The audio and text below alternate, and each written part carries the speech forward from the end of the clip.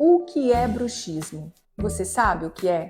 Pois então, eu vou te dizer agora. Bruxismo é o ato de ranger os dentes, raspar os dentes um sobre o outro ou apertar. O simples fato de fazer apertamento também é bruxismo. O bruxismo, ele na realidade não é uma doença. O bruxismo é o sintoma de alguma alteração que esteja acontecendo no nosso corpo.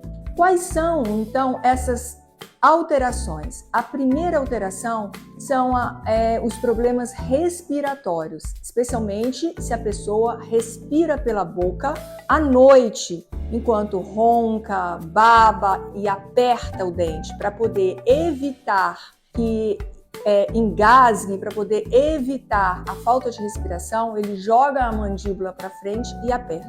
A segunda grande causa do bruxismo é o refluxo gastroesofágico.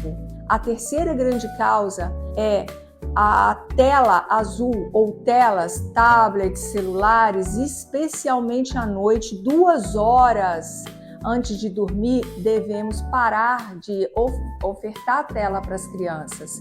Assim como também o açúcar, seja ele de forma direta ou de forma indireta, bala, bombom, chiclete, um bolo, após as 15 horas. Isso excita também o cérebro de tal maneira que provoca o bruxismo. E existem outros fatores menos importantes, mas que também devem ser analisados pelo colega que vai estar atendendo a criança com o bruxismo.